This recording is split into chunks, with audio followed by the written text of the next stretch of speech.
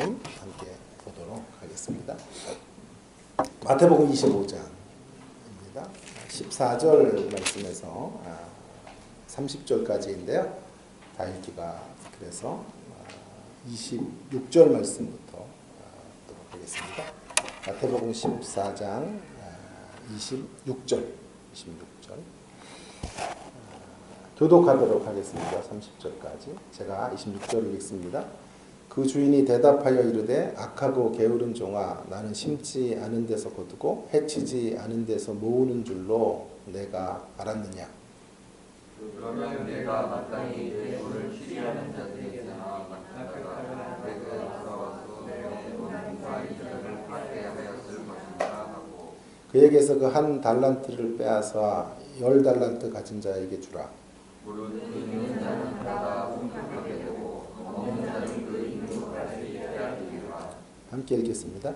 이 무익한 종을 바깥 어두운 데로 내주라. 거기서 슬피 울며 이를 갈리라 하니라. 아멘.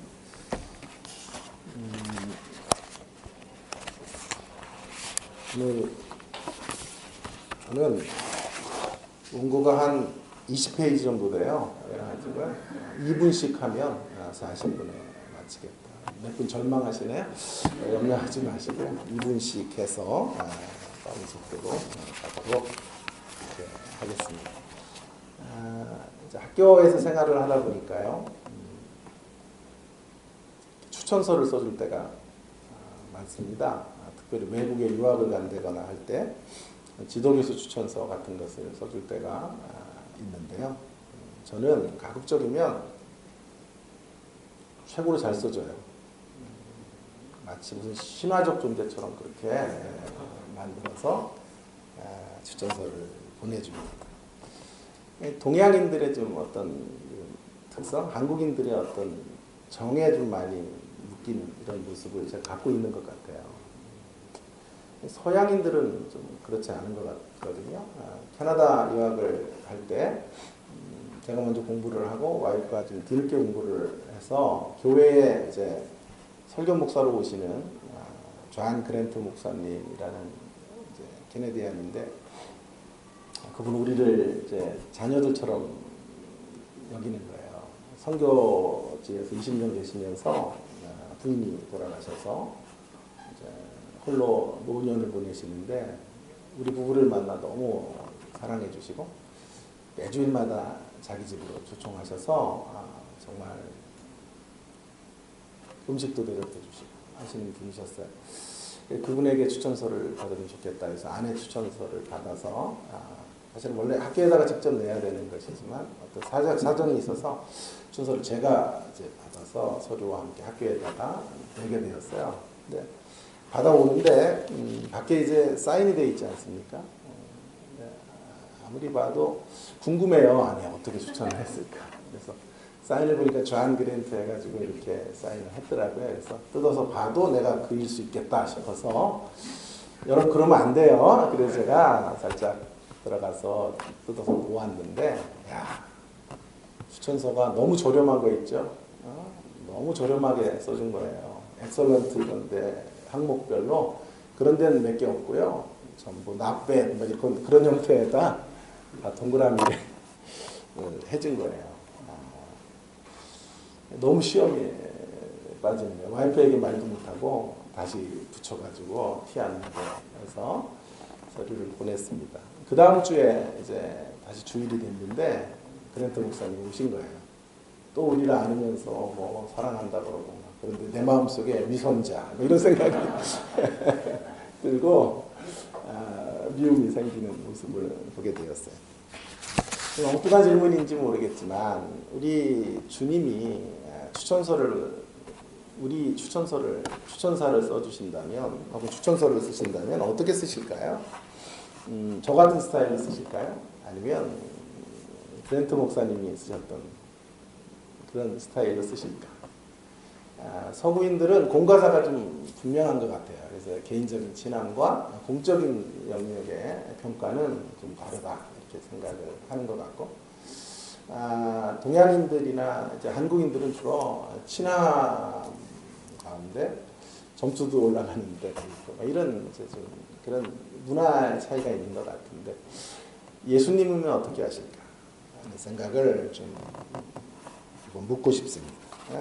뭐 속단하기는 힘들지만 예수님은 좀 동양적이지 않을까 하는 생각을 좀 해봅니다. 왜냐하면 우리들의 단점보다 강점으로 늘 승부하시는 분이시기 때문에 우리가 뭐가 부족한가 보다 어떻게 격려하실 수 있을까 하는 쪽에 또 어떻게 우리들을 좋은 쪽으로 평가하실까 하는 쪽에 더 관심이 있는 분이기 때문에 좀 좋은 평가를 내리시지 않을까 하는 생각을 하게 됩니다.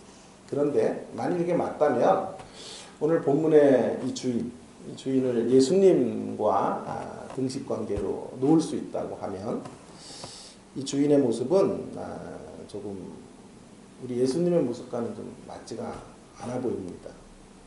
여러분, 한 달란트 받은 사람을 향한 평가를 좀 주목해 보시기를 바랍니다.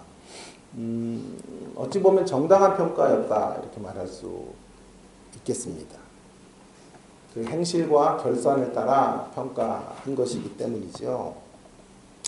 5달란트와 2달란트 받은 사람들은 그들이 잘했으니까 칭찬을 받았고 1달란트 받은 사람은 그의 행동에 상응하는 혹평을 받게 된 것이다. 이렇게 말하면 간단하겠지만 저는 이 대목에서 한번 깊은 의문점을 던져야 된다 이런 생각을 하게 됩니다.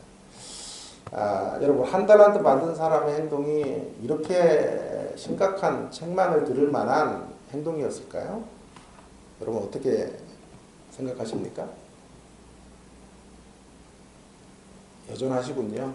물어도 대답 안 하시고 너무 지나친 혹평이다라는 생각을 혹시 해보신 분이 있으면 한번 손 들어보세요. 저기 한 분. 안 들었으면 또 핀잔 주려고 그랬는데 제가 보기에는 아무리 보아도 너무나 지나친 혹평이 아닌가 하는 생각을 하게 됩니다. 자, 평가가 뭐냐 하면요. 1달란트 받은 사람을 향한 평가가 악하고 게으른 종. 밖에 쫓겨나 어두운 데서 슬피 울며 이를 갈미 있으리라. 어떤 이의 주석에 의하면 집 밖으로 내쳐서 이를 가는 것을 구원론적으로 말하면 구원 밖으로 내쳐지는 것. 저는 거기에 동의하지 않지만 얼마든지 그러한 이야기를 할 수 있는 본문이라고 생각해요. 이 본문만 보면. 여러분 무슨 잘못이 그렇게 크길래 이렇게 좋으신 주님께서 늘 우리를 후덕하게 대접하시는 주인께서 악하고 게으른 종아 그런 악담을 넘어서 너 슬피 울며 평생 이를 갈 거다. 그런 말씀을 하실까요? 하는 생각. 자 보세요. 인간적인 눈으로 판단해 보면요. 뭐 그렇게 큰 잘못이 아니잖아요. 1달란트 받은 사람이 비록 이윤을 창출하지는 못했어요. 그게 잘못이에요. 그러나 원금을 손상하지는 않았죠. 원금을 손상했어요? 여전하시군요.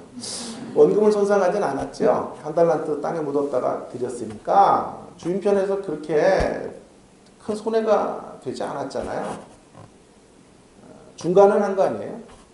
박한 건 아니잖아요. 제가 괜히 없는 의문을 만드는 게 아니고요. 정말 소중한 대목이에요. 이 비유를 풀려면 이 대목을 고민하지 않고서는 이 비유를 제대로 읽을 수 없다. 저는 그렇게 확신해요. 여러분 탕자와 한번 비교해 보세요. 탕자와 비교해 보면 훨씬 낫죠? 탕자는 아버지 재산 가져가서 허랑방탕하고 그걸로 재산을 다 소비했죠. 허비했죠. 그런데도 그런 아들은 받아주셨잖아요. 받아줬죠? 그러면 1달란트 받은 사람은 그보단 낫다고 생각이 드네요. 그럼에도 불구하고 훨씬 낫죠?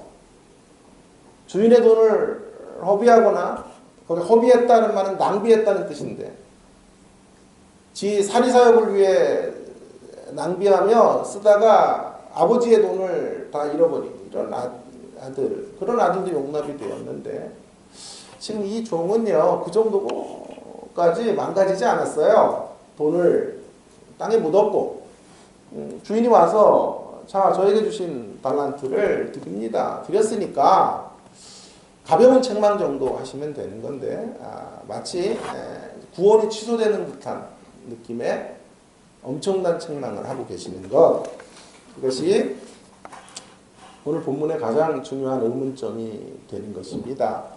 여러분, 왜 그러셨을까요? 이유가 뭘까요? 이 문제를 풀어야 됩니다. 그런데 우리들의 이런 윤리와 도덕적 시각으로는 안 풀려요. 성경을 그렇게 읽으면 성경은 미궁 속에 빠지는 책이에요. 그러니까 성경을 읽는 중요한 눈이 필요합니다. 관점이 필요한데 세상적인 어떤 경제 원리를 따라서는 도무지 잘못이 아닌 거예요, 사실은. 잘못이라고 해도 이렇게 심각한 어떤 혹평을 받을 만한 문제는 결코 되지 않아요.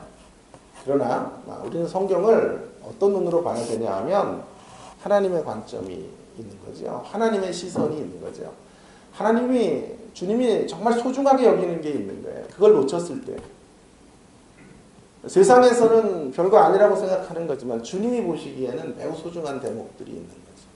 그 대목을 말씀하고 싶은 것이 아닐까 생각을 하게 됩니다. 여러분, 제가 이제 다음 주나 그 다음 주 설교를 시작할 때부터 사무엘서를 좀 한번 하고 새벽에는 여호수아서를 좀 가지고 할까 계속 기도 중에 고민하고 있는데요.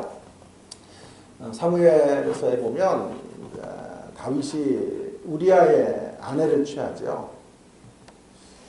그게 그리 큰 죄예요. 사실은 죄인데요. 오해를 하지는 마시고요. 저 짐승 이렇게 저를 쳐다보지는 마시고요. 죄이지만 그 당시의 문화와 그 당시의 상식으로 봐야 되죠. 지난번에 에스더서를 제가 설교하면서 그 에스더서의 이야기가 어떤 절대 권력 앞에 여성들이 하수인이 되고 성적 놀이개가 되는 이런 억압과 이런 아픔의 이야기들이다 이런 말씀을 드렸는데요. 그때 절대 군주예요. 절대 군주. 그리고 성경에서 확인하시는 것처럼 다윗에게는 후궁들이 어마어마하게 많았어요. 부인도 여럿이었어요. 그런 사람이 또 한 여인을 취한 것이 사실 그때부터 다윗 왕국이 무너지기 시작해요. 그래서 자기 닮은 아들이 암논이라는 아들이 나오고 그 암논을 압살롬이 죽이고 압살롬이 반역을 하고 쫓겨나고 그 압살롬이 또 죽음을 당하고 다윗의 노년은 별로 행복하지 않았을 것 같아요. 웃어도 웃는 게 아니에요. 두 아들을 잃어버렸어요. 근데 그 단초가 뭐였냐 하면 우리아의 아내 바세바를 취하는 거였다. 여러분 어떤 관점으로 봐야 이게 죄가 되냐 하면 세상의 관점으로 보면 그 당시에 왕이 일반적으로 행했던 관점으로 보면 절대 죄가 아니에요. 그거는요. 그 당시에 왕들은 전부 그렇게 살았어요. 그것을 누구도 문제시할 수 없었던 세상의 구조였단 말이에요. 그런데 왜 그게 죄가 되냐 하면 하나님이 바라보실 때 한 약한 자, 자기의 가장 사랑하는 충신의 가정을 다 무너뜨리는 약자. 성경에 제일 강조하는 것 중에 하나 약자 보호법 같은 거거든요. 그래서 곡식알부터 다 떨어지면 다 주스면 안 돼요. 거기 거린들이나 거기 가난한 자들이 그 나달갱이 얻어서 기본적인 생계를 연명할 수 있도록 해줘야 돼요. 근데 그런 힘으로 절대적 권력을 가지고 권력 남용의 자리에서 한 가족의 존귀함을 무너뜨렸기 때문에 하나님은 이 대목에서 대노하고 계시는 다윗 왕을 엄하게 징계하시는 하나님의 모습들을 보게 되는 거죠. 자, 오늘 본문도 그러한 시선이 필요하다는 것입니다. 일반적인 경제적인 차원으로 바라볼 수는 없어요. 이 본문은요. 한 달란트 받은 사람은 그렇게 잘못한 것이 사실은 없어요. 그럼에도 불구하고 성경은 지금 이 사람의 문제를 가볍게 넘기지 않고 있고 아니 가볍게 넘기지 않는 정도가 아니라 이 문제야말로 심각한 죄악이다 라고 말씀하시며 어두운 데로 쫓기는 그런 결과들로 내몰고 계시는 것을 보게 됩니다. 왜 그럴까요? 여기 첫 번째 메시지가 있다고 생각해요. 이유가 뭐냐 하면 그 어떤 이유에서든지 이 사람의 문제가 뭐냐 하면 모험을 중단하는 거예요. 모험. 도전을 중단하는 거예요. 이유가 뭐냐 하면 불합리해 보이는 현실 때문에 도전하기를 중단한 삶. 그 삶은 용서가 안 되는 삶이에요. 어쩌면 성경에서 가장 하나님이 미워하시는 행동 중에 하나가 죄악 중에 하나가 환경이 내가 원하는 쪽으로 풀려지지 않았다고 해서 우리가 살아가는 현실에 억울한 사연들이 있다고 해서 우리의 달란트를 땅에 묻는 삶이야말로 결코 용인될 수 없고 이해될 수 있을지 모르지만 용납될 수 없는 죄악이다 하는 사실을 오고오는 모든 시대의 사람들에게 이 비유를 통해 알려주고자 하시는 거죠. 여러분, 세상을 잘 보시면요, 사실은요, 겉으로는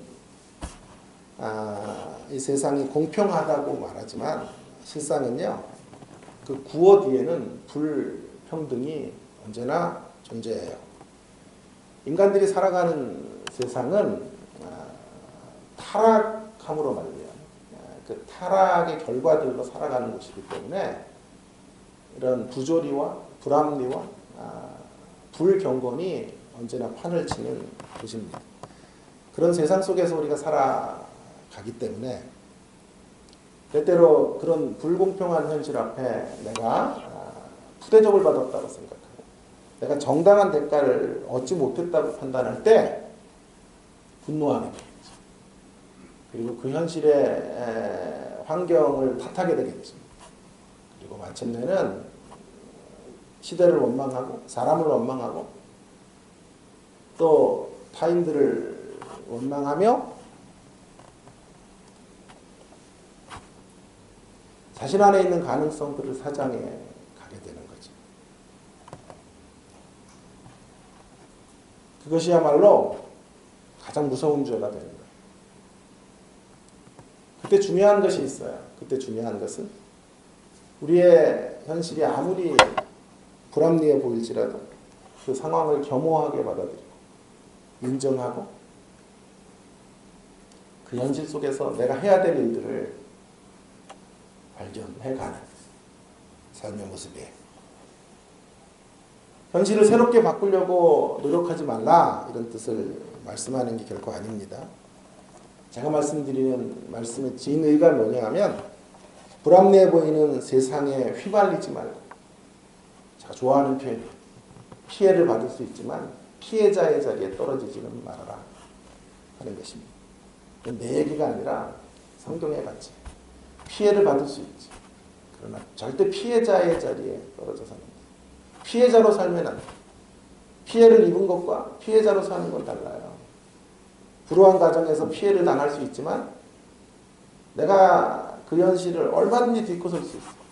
이 땅에 환경이 어려웠던 사람들이 그럼 모두 다 망가져야 되겠네요. 천만의 말씀이에요. 더 어려웠지만 더 굳굳하게 일어나서 하나님의 역사들을 펼쳐내는 이들이 얼마나 많은지 몰라요. 더 편편한 삶을 살았지만 훨씬 더 그 현실로 인해서 또 망가져가는 사람도 반대로 있는 거죠. 정말 우리에게 중요한 가치가 뭐냐 하면 모험하는 것이에요. 끝까지 도전해가는 것이에요. 도전이 중단된 삶을 주님은 혹평하고 계십니다. 그것은 도전이 중단됐다, 모험하지 않는다라는 말은 인생의 여러 이제 삶의 덕목 중에 하나가 아니고요.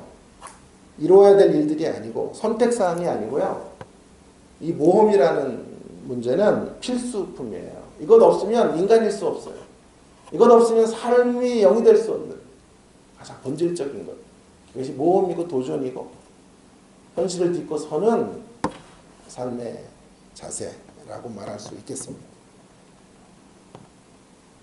모험을 가로막는 가장 큰 주범이 뭘까요? 그러면 도전을 못하게 하는 주범은 원망이에요. 불합리해 보이는 현실 때문에 찾아온 원망이든 정말 억울한 상황 속에 내가 놓여졌던 원망이든 그것이 무엇이든지 관계없이 중요한 건 원망 앞에서, 원망이라는 주범 앞에서 우리는 몰입하게 되면 우리가 해야 될 진정한 싸움들을 싸우지 못해요. 우리의 싸움은 원망할 만한 현실을 바꾸는, 제도적으로 바꾸는, 물론 이런 싸움도 우리에게 필요하죠. 그러나 성경이 더 중요하게 여기는 가치는 그 원망의 자리에서 또 다른 신앙의 가치들을 붙잡고 그 원망할 수밖에 없는 현실 앞에 우리에게 주신 부르심이 있다. 그 부르심에 순종하고 달려가는 삶으로 요약될 수 있어요. 자, 오늘 한 달란트 받은 사람의 문제 24절에 보시면 자신이 땅에 그 달란트를 묻은 이유가 무엇인지를 말해주고 있거든요. 그런데 거기 안에 원망이 있죠. 24절에 한 달란트 받은 자가 와서 이르되 주인이여 당신은 굳은 사람이라 심지 않은 데서 거두고 해치지 않은 데서 모으는 줄을 내가 알았으므로. 굉장히 중요한 구절이에요. 24절 25절이에요. 주인에 대한 원망의 마음이 가득하고 있는 거죠. 불공평하다는 거죠. 왜 이렇게 나를 다루시냐 이렇게 말하고 있는 거죠. 그럼 그가 이렇게 원망할 수밖에 없었던 단서가 이유가 뭘까요? 오늘 성경은 그런 얘기를 안 하고 있죠. 그러나 우리 유추해 갈 수 있겠죠. 한 달란트 받은 사람의 원망이 어디에서 기인한 것일까 하는 것을 우리는 충분히 유추할 수 있어요. 14절과 아마도 15절이 아닐까 싶어요. 자, 14절 15절을 한번 찾아보겠습니다. 좀 앞으로 가시면요. 이것 때문이 아니에요. 원망의 이유는 또 어떤 사람이 타국으로 갈 때 그 종들을 불러 자기 소유를 맡김과 같으니 각각 그 재능대로 한 사람에게는 금 5달란트를, 한 사람에게는 2달란트를, 한 사람에게는 1달란트를 주고 떠났다. 이겁니다. 이것이 한 달란트 받은 사람 편에서 주인이 굳은 사람이고 못된 사람이고 나를 차별한 대우를 했다라고 말하는 이유가 될 것입니다. 5달란트와 2달란트를 어떤 이에게는 주고 나에게는 1달란트밖에 주지 않았다라고 하는 것이죠. 여러분, 제가 부흥회 때 이 달란트 이야기를 살짝 했어요. 오늘을 위한 포석이었는데요. 이 달란트 비유의 초점 중심 인물은 5달란트가 아니에요. 2달란트가 아니에요. 여기 중심 인물은 1달란트 받은 사람이에요. 왜냐하면요, 분량을 보세요. 이 달란트 비유의 분량에서 5달란트와 2달란트가 등장하는 등장의 분량이 1달란트 받은 사람의 이야기를 다루는 분량보다 훨씬 작아요. 자, 1달란트 받은 사람의 이야기는 적어도 24절부터 30절까지 1달란트 받은 사람의 이야기가 가장 강조되고 있는 것을 눈여겨보셔야만 해요. 이유가 뭘까요? 왜 1달란트 받은 사람에게 지금 성경은 집중하고 있는 것일까요? 우리 대부분이 1달란트 받은 사람이기 때문에 그래요. 우리의 이야기를 하고 싶어서 그래요. 우리가 제일 많이 넘어지는 자리가 어떤 자리인지를 성경은 이 비유를 통해 말씀해주고 싶은 거예요. 5달란트 받은 사람은 어떤 사람이에요? 영웅 호골이에요. 역사를 통틀어 한 사람 정도 나와요. 전 역사에 100년 역사의 한 인물로 나오는 사람. 이런 사람들을 5달란트 받은 사람이라고 말합니다. 어느 학자는 병풍이다. 그런 얘기를 했잖아요. 병풍이라는 게 이 비유의 병풍으로 그냥 들러리로 서 있는 존재예요. 2달란트는 어마어마한 거예요. 이 2달란트가 어느 정도 되는지는 내가 이따가 말씀드리겠습니다만은 2달란트도 한 80년 만에 하나 나타날까 말까 한 사람 정도 되는 거예요. 역사를 통틀어 한 2번째 정도 되는, 이 역사 전체를 통틀어 가장 중요한 인물 한 2번째 자리 정도 매김할 수 있는 사람이 2달란트 받았어요. 그러나 저와 여러분 대다수는 다 한 달란트 받은 사람. 아무리 뛰어난 학자적 역량을 갖고 저를 얘기하는 건 아니에요. 있어도 아무리 재력이 남보다 많아도 사실은 더 어마어마하게 소유한 사람들의 가치 밑에 우리는 서 있단 말이에요. 그래서 이 땅의 모든 인생들을 대다수로 총칭하면 다 한 달란트 받은 인생들이다라고 말해야 돼요. 5달란트 받은 사람은 김연아급이라고 그랬죠. 김연아정. 세계 유일한 존재. 2달란트는 아사다 마오랍니다. 아사다. 오늘 웃는 분들은 그날 안 오신 분들이에요. 안 오셔. 그리고 1달란트 받은 사람은 목동 실내링크에서 그냥 취미 삼아 이렇게 스케이트 타는 사람 정도 되겠습니다. 1달란트 받은 사람 우리들인데요. 우리가요. 하나님이 주신 달란트를 땅에 묻을 확률이 커요. 그러니 이 비유가 매우 중요한 비유가 되는 거예요. 자칫 잘못하면요. 앞에 있는 5달란트 인간 때문에 2달란트 인생과 비교점에서 떨어지기 때문에 그 달란트를 땅에 묻고 땅에 묻었던 것 주님 앞에 여기 있습니다. 이렇게 돌려드릴 가능성이 너무나 큰 거예요. 그 밑바닥에는 뭐가 있냐 하면요. 원망이 있는 거예요. 주인의 나를 향하신 대접에 불만족이 있는 거예요. 왜 어떤 인생들은 5달란트 받고 태어나게 하시고 5달란트급 인생으로 만들어주시고 왜 어떤 인생은 2달란트로 살게 하시고 왜 저에게만 이 1달란트를 주셨습니까? 10중 8구 모종의 억울함을 가지고 한 생애를 살다가 우리 안에 너무도 소중한 가능성들을 다 놓치고 도전하지 않고 모험하지 않고 한 생애 동안 탓하는 인생, 탓하면서 하는 인생 되는 거죠. 자 보세요. 인생들을 다 보세요. 이제 명절이 다가오는데요. 명절 즐거운 집 있으면 손 들어보세요. 모일 때마다 싸움박질하고 모일 때마다 누군가 삐져서 가고 올 때마다 보이지 않는 신경전을 벌이고 가야죠. 그 1년에 한두 번 모여서 그들 안에 가슴에 있는 한들을 토로하죠. 그 한이 뭐예요? 그 한이. 아버지 나는 왜 이렇게밖에 안 주셨어요? 아버지 형들은 다 박사 가르치는데 왜 저는 박사 안 보내주셨어요? 저 같으면 아버지 저는 왜 바이올린 안 배우게 해주셨어요? 이런 거 아니? 전부 그 한의 폭발, 분노, 우리 안에 있는 이 못 가지고 태어난 것, 열등한 것, 부족한 것들, 그것들을 누구의 탓으로, 환경의 탓으로, 시대의 탓으로, 부모의 탓으로, 남편의 탓으로, 아내의 탓으로 돌리며 한 생애를 사는 거지. 그러다가 술주정뱅이가 되는 사람도 있어요. 그러다가 비극적 선택을 하는 사람도 있어요. 아니 우리 그 정도까지 갈 용기는 없을지 몰라도 대부분 우리의 인생들이 바로 이 대목에서 발목이 잡혀서 한 생애 동안 풀어야 될 것들을 못 풀고 막힌 담들을 허물어 화해와 용서의 자리로 가야 되는데 그리고 그 화해와 용서의 대로에서 우리의 인생의 길들을 걸어가야 되는데 그 대로를 타고 이제 드라이브를 해야 되는데 그것을 하지 못해요. 우리의 인생의 모습들을 보는 것입니다. 사람이 견디기 힘든 것 중에 가장 힘든 것 하나는 차별대우예요. 부당대우예요. 절대 빈곤이 힘들지만요.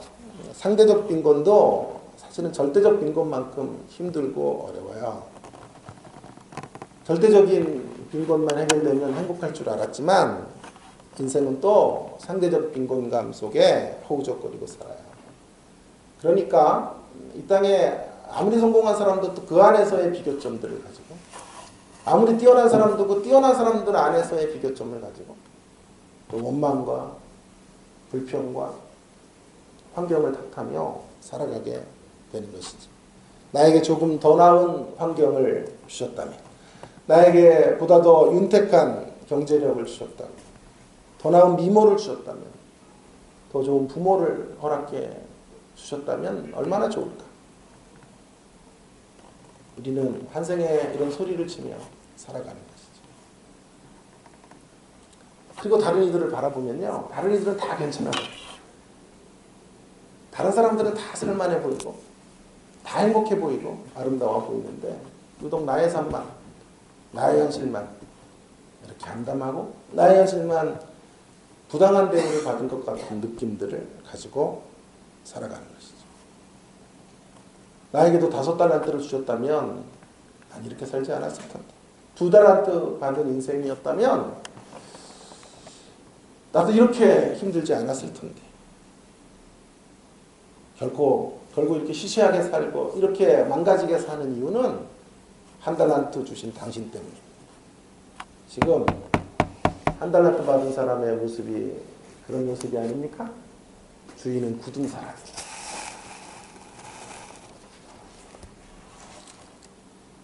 한 달란트 받은 사람은 단언컨대 주인에게 푸대접을 받았다 라고 느꼈을 것이고, 그로 인해서 주인을 향한 입술에 불평의 언어들이 가득했고 한으로 들어차 있는 삶을 살아내었죠. 우리 모두가 바로 이런 자리에 정도는 다르지만 떨어질 가능성들이 있기 때문에 이 달란트 비유를 통하여 우리에게 보석과 같이 소중한 메시지를 던져주시는 거예요. 저도 그 입장에 처해봤기 때문에 본문의 주인공이 왜 땅에 묻는 심리 상태를 알 수 있을 것 같아요. 왜 이런 어리석은 선택을 했는지를 충분히 공감이 돼요. 옛날 개그맨들 표현으로 하면 느낌 아니까. 이 느낌 알거든요. 2 받았는데 옆에서 1달란트 갖고 낑낑대고 살아가는 그 느낌 내가 아니까 충분히 공감이 돼요.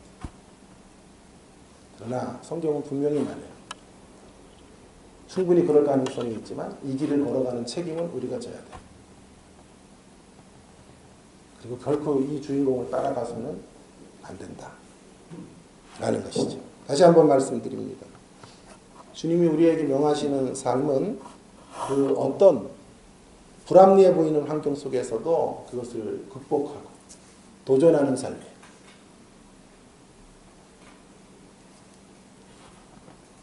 도전만이 우리가 승리할 수 있는 유일한 길이 되는 거예요. 여기에 에너지를 쏟아붓지 마세요. 왜 나에게 이런 삶의 자리가 주어졌나? 왜 내 인생은 이렇게 불공평한가? 그런데 우리의 인생에 에너지를 다 쏟아부으면 안 돼요. 어떠한 자리에서도 하나님의 부르심이 있다고 믿고 그 현실을 승화시켜가는 저와 여러분의 모습들이 필요합니다. 오늘 이 본문의 비유에 가장 적합한 찬송은 이거예요. 부르신 곳에서 라는 찬송이 아닐까 싶어요. 따스한 성령님 마음으로 보내 내 몸을 감싸며 주어지는 평안함, 만족감을 느끼네. 사랑과 진리의 한 줄기 빛 보내 내 몸을 감싸며 주어지는 평안함, 그 사랑을 느끼네. 부르신 곳에서 나는 예배하네. 어떤 상황에도 나는 예배하네. 여기 꽂혔어요. 어떤 상황에도. 부르신 자리가 어떤 상황일지라도, 그것이 1달란트 받은 자의 자리일지라도, 너무도 억울한 자리일지라도 그곳에서 나는 예배하네. 내가 걸어갈 때 길이 되고 살아갈 때 삶이 되는 그곳에서 예배하네. 아멘은 언제 할 거예요, 여러분? 예? 내가 걸어갈 때 길이 되고, 아멘 하는 거 별로 좋아하진 않지만 너무 안 하는 것도 짜증나요. 자, 살아갈 때 삶이 되는 그곳에서 걸어가기만 하면 되는 거죠. 걸어 나가기만 하면 길이 되고, 길이 끝난 것 같은데 내가 걸으면 길이 되는 거죠. 그 아픔을 딛고 걸어가면 길이 되는 거죠. 살아갈 때 새로운 삶이 펼쳐지는 거죠. 주님이 도와주실 테니까, 함께 해주실 테니까, 그곳에서 나는 예배를 중단하지 않고 살아가겠습니다. 하나님 얼마나 불공평한지 몰라요, 정말. 이런 거를 내가 읊는 게 아니라 노래로 부르면 얼마나 좋아. 음악이 안 돼. 그러니까 노래도 못 불러. 이런 우리 청년들 같으면 노래로 이거 설교하는데 신학하기를 바랍니다. 그래서 노래로. 이창수는 또 노래도 안 되는데 맨날 불러. 그래가지고 아주 민망해 죽겠어요. 제가 꼭 음이 한 음씩 한 음씩 틀리는데도 불구대요. 참 공기가 대단한데. 여러분, 기독교 2000년 역사를 한번 생각해 보세요. 태평한 시기가 있었나요? 그리 많이 없었어요. 지금 우리는 어쩌면 가장 행복한 시기를, 가장 풍요한 시대를 살고 있는 거예요. 초창기의 기독교인들은 극심한 박해를 받으며 살았죠. 어떤 시기에는 전쟁을 만나 전쟁의 포탄 아래서 형제를 잃고 부모를 잃고 모두가 다 기근 상태에서 살았습니다. 마땅한 항생제 같은 것들을 구하지 못하고 만들지 못해서 어떤 시대에는 전염병으로 수백, 수천, 수만의 사람들이 죽었죠. 아니 그 이상의 사람들이 마땅한 치료책이 없어서 너무도 간단한 약 하나이면 고쳐질 수 있는 그러한 간단한 질병 앞에 속수무책이 되고 말았죠. 그리고 무수히 많은 성도들이 순교의 길을 걸었고 고난의 길을 걸었고 죽음의 길들을 걸어갔어요. 마치 한 달란트 받은 사람을 한 시대로 말한다면요. 한 달란트 받은 것과 같은 시대를 살았어요. 우리의 믿음의 선배들은 전부 이 길을 걸었어요. 아니 기독교 2000년 역사 속에 이렇게 평안하고 이렇게 살만하고 이렇게 넉넉한 시기는 많이 없었다 이 말이에요. 전부 어렵고 불공평해 보이고 불합리해 보이고 왜 우리에게 이런 시대를 주었습니까? 왜 이런 전쟁이 터지게 했습니까? 왜 이렇게 흉년이 생깁니까? 왜 이렇게 의학적 시설이 좋지 않은 세상에서 살아가게 했습니까? 라고 불만을 토로할 만한 세상 속에 우리 모두는 우리 믿음의 선배들은 살아온 거예요. 그러나 그들은 그 현실 속에서 원망을 선택하지 않았지. 비교하며 자기 자신들을 절망으로 몰아넣지 않았지. 그 상황이 어떤 것이든지 불합리해 보이는 현실 앞에서도 그들은 그들에게 허락하신 독특한 사명의 자리를 깨닫고 불현이 일어나 믿음의 길들을 걸어간 것입니다. 그래서 그 위대한 신앙을 우리에게 전수해 준 것이죠. 사랑하는 성도 여러분, 우리가 바로 이제 신앙을 본받은 자들로 믿음의 열조들의 신앙을 본받고 믿음의 선배들이 그렇게 읽어낸 그 도전하는 삶, 모험하는 삶, 어떤 현실 앞에서도 주저앉지 않고 청년의 기백으로 일어나 다시 새롭게 인생을 일구어내는 그런 삶의 정신들을 본받아야 합니다.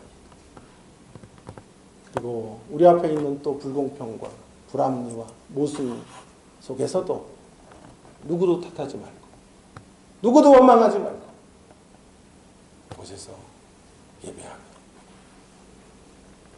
하나님의 특별한 사명, 부르심 앞에 순종하는 저와 여러분이 될 수 있기를 주의 이름으로 축원합니다. 축원합니다. 피해의식에 빠져서 오늘 한 달란트 받은 사람의 인생의 길을 답습하지 않아야 합니다. 어떤 경우에도 우리는 주님의 생명의 공급을 받은 왕의 자녀들이라는 사실을 한시도 잊지 마시고 그 생명, 하늘 생명의 고동침이 내 안에 지금도 작동하고 있다는 사실들을 기억하시고 우리의 현실이 아무리 모순적으로 보여도 그 자리에서 주저앉아 있지 마시고 그 자리를 딛고 불현이 일어나시는 일어나 반걸음씩이라도 걸어 나아가시는 우리 모두가 되기를 원합니다.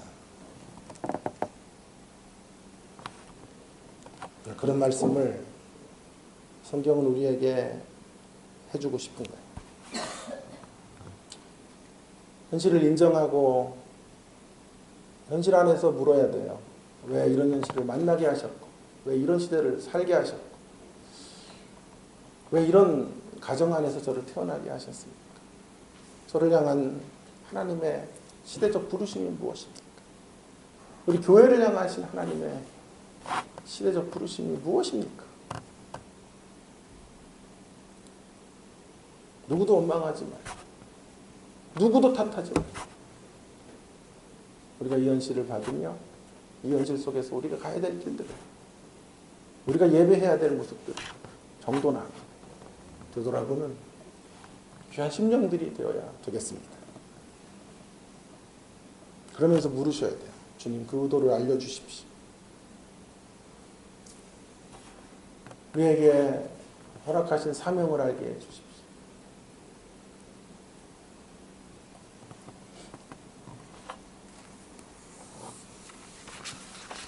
그때 하나님께서 우리를 도우실 것이고 우리와 함께 해주실 거예요. 5달란트 받은 사람과 함께 하셨던 하나님, 2달란트 받은 사람들이 일할 때 함께 하셨던 하나님, 1달란트 받은 사람도 일했으면 함께 해주셨겠죠? 그랬겠죠? 그랬으면 1달란트 받은 사람이 진짜 영웅이 되는 거예요. 이 불공평해 보이는 자리에서 딛고 섰으니까 그게 신화가 되는 거예요. 그때 다른 사람들에게 울림이 되는 거예요.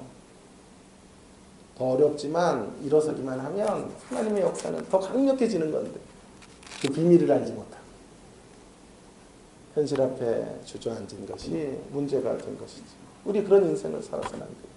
자, 저희가 주신 시간이 이제 한 5분 정도 남았는데, 이제 그렇다면 어떻게라는 물음에 좀 답하고, 어떻게 물으면 2번 답해야 돼요. 더 구체적으로.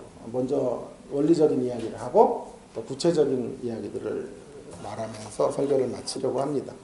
자, 그럼 어떻게 모험할 수 있을까 하는 거죠. 모험해라 이런 건 또 귀하죠. 그러나 어떻게 모험할 수 있을까? 어떻게 원망을 잠재우고 우리 앞에 있는 이 고통스러운 현실 앞에서도 다시 일어설 수 있을까? 자, 그 길을 말씀드리기를 원해요. 그러기 위해서는 우리가 도전하고 모험하는 삶을 살려면 반드시 한 가지가 있어야 되는데, 신앙의 수준을 높여야 된다. 수준 높이기. 뭘 높여? 수준을 높이라. 여러분, 모험은, 도전하는 인생은 구호로 안 돼요. 수준이 높아져야 도전할 수 있어요. 어떤 수준? 어떤 수준일까요? 자, 24절, 25절을 다시 한번 보세요. 24절, 25절에 이 주인공이 달란트를 땅에 묻고 도전하지 않은 뼈아픈 실수를 저지른 이유는 주인에 대한 심각한 오해에 있었죠. 주인이 이렇게 악한 사람이 아닌데 악한 주인으로 매도해버리지 않았어요? 24절 다시 한번 보세요. 주인이여 당신은 굳은 사람이에요. 인정머리 없는 인간이에요. 심지 않는 데서 해치지 않는 데서 모으는 줄을 내가 알았고, 당신은 두려운 사람이야. 두려워하여 땅에 감추었습니다. 24절과 25절에서 주인에 대한 아주 낮은 깨달음을 가지고 있는 1달란트 받은 사람의 모습을 보게 되는 것이죠. 잘못된 이해를 가지고 있는 거죠. 주인에 대한 지식의 한계가 있는 것이죠. 주인이 왜 타국에 가면서 이 달란트를 맡겼는지에 대한 주인의 의도를 읽었어야 되는데, 주인의 당부가 무언지, 그 달란트를 다르게 준 의미가 무엇이었는지, 그것이 1달란트 받은 사람을 홀대하기 위한 것이 아니라 어쩌면 더 위대한 드라마를 써내려가는 판을 깔아준 이야기일 수 있다라고 읽어가야 되는데, 읽는 수준이 안 되니까, 수를 보는 주인의 의도를 파악할 수 있는 눈이 없으니까 그저 산술적으로 나누어진 5과 2과 하나의 비교점 속에 자기를 몰아넣고 주인에 대한 원망으로 한 생애를 산 것이 아니에요? 수준의 문제가 아닙니까? 주인을 인색하게 바라보는 이 수준, 굳은 사람으로 바라보는 이 수준, 주인의 가슴을 읽어내지 못하는 이 수준, 이것이 문제예요. 예를 들어 보겠습니다. 세상에 어느 부모도 자녀들을 귀하게 여기지 않는 부모들 없지만 우리나라 사람들 정말 자녀들을 소중히 여기는 것 같아요. 세계에서도 이렇게 자녀와 부모의 밀착 관계가 이렇게 강렬한 나라는 없을 것 같아요. 정말 진한 수고를 다하고, 외국 같은 경우에는 나이가 어느 정도 되면 독립을 시키는데 우리는 독립도 안 시키고 시집 가도 애들도 다 키워주고 끝까지 어쨌든 헌신 봉사하다가 부모들은 떠나가는 것 같아요. 그 과정에서 자녀들에게 제일 많이 해주는 인생 선배로서의 충고가 있어요. 매우 뼈에 사무친 충고예요. 자녀들에게. 권면이에요. 수준이 높은 권면을 해주죠. 이렇게 말하지. 공부해라. 이게 심오한 메시지예요. 사실은. 심오한 메시지. 공부해라. 거기 안에 부모의 모든 게 다 들어가 있어요.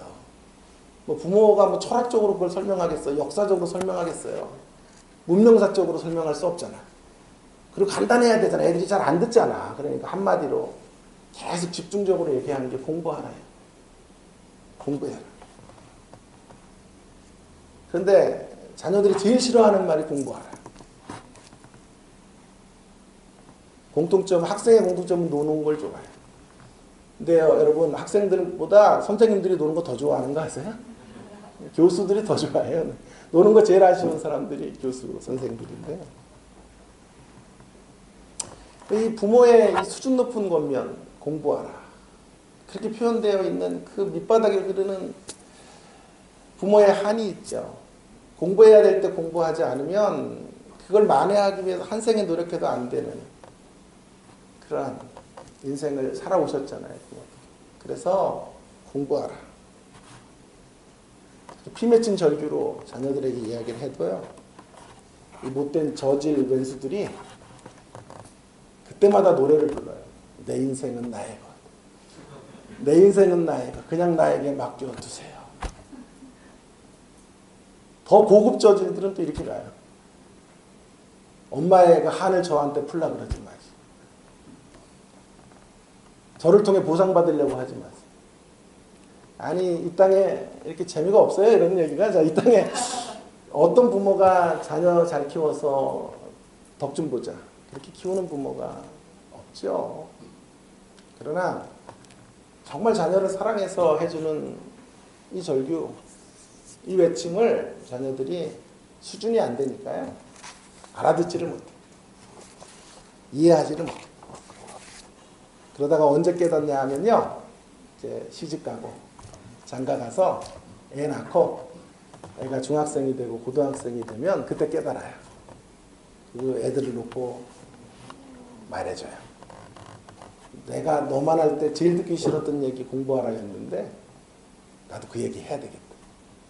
근데 아무리 곱씹어봐도 제일 중요한 말은 공부하라요.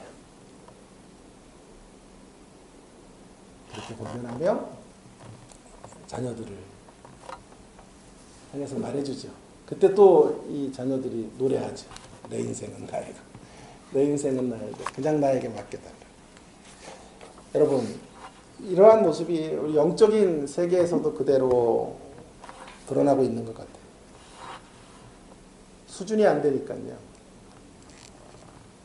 하나님의 말씀을 볼 수 있는 수준이 안 되니까. 하나님의 마음을 볼 수 있는 수준이 안 되니까 살아내지를 못해요. 하나님의 위대한 사랑을 이야기해도 이 땅에 있는 기브 앤 테이크의 사랑에 길들여져 있는 사람은 그 수준으로 하나님의 사랑을 평가하는 거예요. 오빠만 믿어. 근데 믿을 오빠가 없었잖아. 그러니까 하나님 믿으라 그래도요. 그 오빠급으로 하나님을 생각하는 거예요. 수준의 문제. 하나님의 사랑을 느끼지 못해요. 그러다가 어느 주일날 11조 이야기하면 거봐 저거구나. 헌금 내라는 거예요. 헌신하라고 하면 본전치기 하려고 우리 불렀구나 이렇게 생각하는 거지.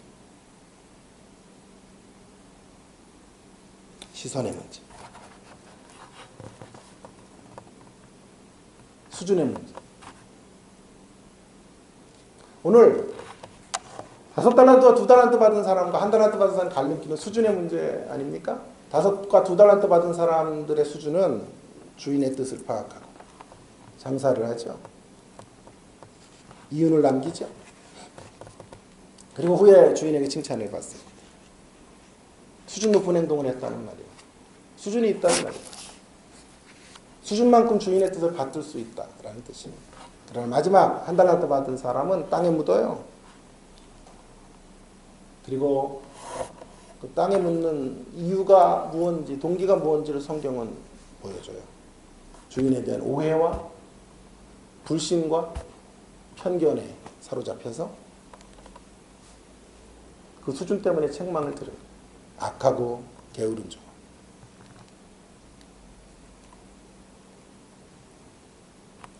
그래서 장사는 하지 않고 땅에 묻어서 원금만 드려야 되겠다고 생각합니다. 안전하게 보존했다가 도전하지 않고 현상 유지하고 생존하다가 하나님 앞에 쓰겠다라는 것과 똑같아요. 그랬더니 말하잖아요. 그럴 바에는 왜 땅에 묻었니? 은행에 놓고 이자라도 조금 1.8% 이자라도 좀 얻어서 그거 같이 갖고 오지 왜 땅에 묻었니? 라고 책망하고 계십니다. 지금 주인은요, 달란트를 늘리지 못한 것 때문에, 배갈시키지 못한 것 때문에 화를 내시는 게 아니에요. 설사 이 사람이 장사해서 1달란트 중에 절반은 잃었을 수도 있어요. 그래도 장사를 했으면 장사를 하는 동기가 중요한 거죠. 주인에 대한 올바른 이해를 가지고 장사하고 삶의 현실에 도전하다가 실패해도 그 삶은 책망받을 삶이 아니에요. 그 삶은 존귀한 삶이라고 말하는 거예요. 그런데 지금 이 1달란트 받은 사람의 문제는 주인에 대한 오해가 심각했다는 것이죠. 주인에 대한 읽기가 잘못된 거죠. 주인을 파악하는 눈을 갖고 있지 못했던 것이다. 그것으로 함량 미달의 자리로 떨어진 거죠.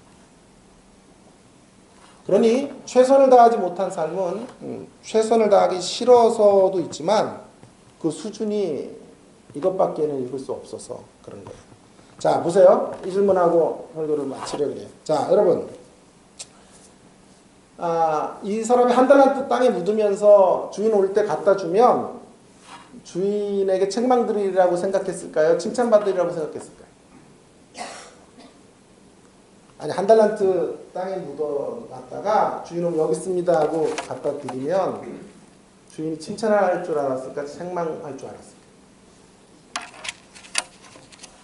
칭찬할 줄 알았겠죠? 어려운 거예요, 이 얘기가요?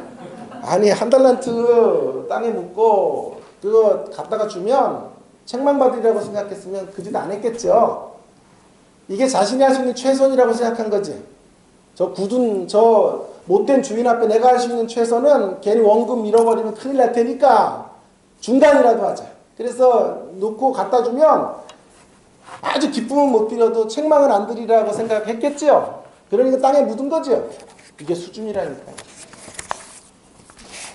그러니 사실은 이 1달란트 받은 종을 향해서 악하고 게으른 종이라고 말하고 있는데요. 이 악하고 게으름은 나태와 태만으로 생겨진 악하고 게으름만이 아니고요. 그 단초는요. 그 시작은 무지에서 생긴 거예요. 무지로 인하여 알지 못하니까 자기가 아는 범위까지밖에는 섬길 수 없잖아요. 알지 못하는 무지로 인하여 악한 길, 게으른 길을 걸어갈 수밖에 없었던 거예요. 그러므로 교회가요. 교회의 가장 중요한 요소 중에 하나는 성도들의 영적 수준을 올려주는 일이에요. 말씀의 수준을 올려줘야 돼요. 하나님에 대한 깨달음의 지평들을 넓혀줘야 돼요. 제가 정말 싫어하는 설교는 매일 모여도 유치원 때 배웠던 율동하는 설교. 너무너무 싫어요. 유치원 수준을 이제는 넘어서 신앙의 현재가 30년이 됐으면 30년에 맞는 설교가 있어야 되는 50년을 했으면 50년에 맞는 그 수준과 그 지평을 열어주는 말씀의 세계들이 있는 강단이 돼야 되는데 매일 60년대 우리가 알고 있었던 말씀의 깨달음의 지평 그 이상을 넘어가지 못하는 설교. 너무 속상한 거예요. 나는 그렇게 설교하려면 하나님 단위 안 쓰겠습니다. 또 어떤 교회는 간단하게 배우고 열심히 일하자. 이런 구호로 성도들을 몰았죠. 부지런히 일하면 돼요. 죽도록 헌신해라. 메시지는 심플하게. 왜 메시지 복잡하게 하냐고. 행동할 수 있는 원리들 말해주고 내보내라. 이런 교회도 있어요. 저는 동의할 수 없다고 생각해요. 우리는 행동주의를 표방하는 사람들이 아니에요. 하나님 나라의 가치로 변화해요. 하나님 나라의 가치로 새로워졌어요. 그 가치를 구현하는 게 행동으로 드러나는 것이어야지. 그러므로 교회가 가져야 될 가장 중요한 슬로건은 이거예요. 여호와를 알자. 힘써 그분을 알자. 주여. 맞춰야 되잖아요. 이제 여호와를 알자. 힘써 그분을 알자. 물론 그 안다는 말은 그저 지식적으로 알고 말하는 게 아니에요. 더 깊은 경험으로 알고 체험으로 알고 맛보아하는 그런 삶의 영역. 그러나 지식이 없이는 깨달음이 없이는 그 영역으로 갈 수 없습니다. 기독교 방송 같은 거 틀어보세요. 죄송하지만요. 유치해서 들을 수가 없어요. 하얀 막 양복을 입고 막 여기 뭐 꽃을 달고 막 백구도 신고 와가지고 머리에는 뭐 온통 기름을 바르고 쉬지 말고 기도하라 했는데 목은 다 쉬어가지고 할렐루야 외치면서 떠들어대는 설교를 들어보세요. 기독교 방송에서. 듣다가 내 얼굴이 민망해가지고 채널을 돌려요. 그러다가 평화방송 같은 거 만나면 얼마나 평안한지 몰라. 신부님들이 나와 그 거룩한 몸체로 얘기하는데 막 쏙쏙 들어와. 그러면 또 큰일 나겠네. 또 불교방송 같은 데 가면 그렇게 또 마음의 평정이 또 생기고 그래요. 아니 오해하지 마시고요. 기독교 목사들보다 낫다 이 말이에요. 그래서 스님들이 깨달음이 낫다고. 예? 이렇게 고귀한 하나님의 말씀. 이 땅에 영어 호골들이 다 연구해도 다 깨달을 수 없는 이 어마어마한 천상의 말씀들을 그렇게 천박하게 풀어내냐고. 그렇게 유치하는 이야기들로 풀어내냐고. 그러면서 어떻게 기독교 교회가 이 땅에서 더 부흥하기를 바라고 이 상처많은 현대인들의 가슴을 사로잡기를 바라는 건 어불성설이 아니에요? 저 스님들보다도 수준이 낮고 저 신부님들보다도 그 메시지의 영향력이 약한데 어떻게 이 땅의 젊은이들이 그런 메시지를 듣고 교회에 호감을 갖고 들어오겠냐. 여호와를 알게 해야 되지 않아요. 힘써 그분을 알 수 있도록 수준을 높여야 되지 않아요. 지적인 수준만을 얘기하는 게 아니에요. 삶의 수준도 깨달음의 수준도 높여야 그 수준으로 한 달란트 받은 사람의 비극을 살지 않게 되는 것이죠. 자, 그러면 수준을 높이는 길은요. 진짜 1분만 맞춰야 되겠네요. 자, 하나는요. 두 가지인데요. 더 구체적으로 그런 수준을 높이려면 우리가 참 복된 부르심의 자리에 있다는 것을 먼저 점검하면서 시작하셔야 돼요. 복된 부르심. 여러분, 한 달란트가 작은 달란트가 아니에요. 2달란트와 5달란트와 비교해 보니까 내가 작다고 생각하는 거죠. 이게 얼마나 복된 부르심인지 아세요? 한 달란트는 6천 데나리온이라 그러죠. 한 데나리온은 하루 성인 임금이에요. 20년을 꼬박 일해야 6천 데나리온을 벌어요. 오늘날로 환산하면 노동자 하루 임금을 8만 원으로 계산하고 1년을 300일 정도 일한다면 이 한 달란트는요 4억 8천만 원 정도 돼요. 5억에 해당하는 돈이에요.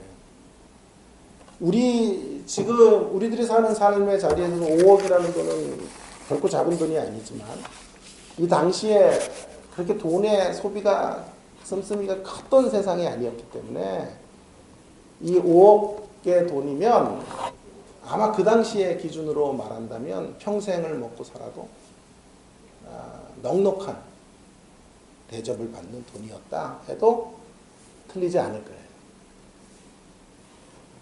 여러분, 우리가 주님에게 푸대접을 받았다고 말하지 말아야 된단 말이에요. 자, 새벽에 얘기했어요. 우리는 큰 구원을 경험했고, 큰 구원 안에서 최소한도 한 달란트 이상의 선물을 다 갖고 있는 생애들이에요. 결코 시시하게 대접받은 인생들이 아니에요. 또 한 가지는요, 합당한 부르심이에요. 합당한 달란트. 주께서 많은 달란트를 우리에게 주시지 않은 것이 불공평하다고요? 아니요. 합당한 거예요. 주님이 다 판단하셔서 주시는 거예요. 5달란트가 늘 좋은 거예요? 천만에요. 저는 그런 길을 별로 좋아하지 않아요. 제가 주로 설교하는 교회가 우리 교회예요. 주일 한 달에 한 번 설교하는 데가 우리 교회만한 여자 목사님 너무 힘들게 하시는 교회 설교예요. 또 한 달에 2달에 한 번이라도 와달라 그러는 교회는 60명의 공동체 설교를 하는 거죠. 저희 한 달은 그렇게 구성이 돼요. 여기 2번, 이런 교회들 한 번씩 나누어서. 나머지 교회들은 다 물러요. 사례를 2배 더 주는 교회도 있어요. 가면요, 외제차로 우리 집 앞까지 딱 돼요. 저는 차 끌고 와요, 여기요. 예? 근데 외제차로 우리 집 앞까지 와서 우리 집 끝날 때까지 모든 예전을 부목사 하나에게 맡겨서 저를 대접해 주는 교회도 있어요. 그래도요, 별로 그런 게 부럽지가 않아요. 만약 그런 교회, 한 5천 명 정도 되는 교회에서는 담임 목사 콜을 받은 적이 있어요. 아니, 몇 군데 있었죠. 근데 저는 그런 걸 별로 발 담그기도 싫어요. 왜냐하면 나는 그렇게 그런 그릇은 아닌 것 같아요. 또 그게 내 취향도 아닌 것 같아요. 한 달라도 받은 사람으로 소시민적 목회를 하는, 그리고 영혼들을 이렇게 친근 가까운 거리에서 만나는 것이 너무 행복해. 꼭 커야 되는 거예요? 꼭 5달란트 모두 받아야 되는 거예요? 아니죠. 5달란트 받은 사람의 크기도 있지만 책임도 커요. 심판도 클 거예요. 저희 설립자님은요, 이거는 지우세요. 설립자님은 한 번도 해외여행을 못 갔대요. 학교 걱정하네요. 당뇨가 얼마나 심하시냐면 매일 수건으로 2분에 한 번씩 눈을 닦아야 돼요. 당뇨가 심해지면 눈이 안 좋아지니까 그렇게 힘들어요. 학교 일 고민하시는 게. 나한테 그 자리 가라 그러면 노 땡큐. 돈은 괜찮은데 어쨌든 그런 거는 노 땡큐다. 그런 집이, 나는 이 자리가 편하고 내 자리에서 나에게 주신 일들을 감당하면 돼요. 합당한 부르심. 우리 수준에 맞는 하나님의 부르심의 자리 속에 우리가 오늘 서 있다라는 생각을 분명히 하시고요. 한 달란트 받은 자리에서 도전하시고 주의 뜻을 이루어가는 귀한 우리 모두가 되기를 주의 이름으로 축원합니다. 오늘 사실은 예배 큐시트가 있어가지고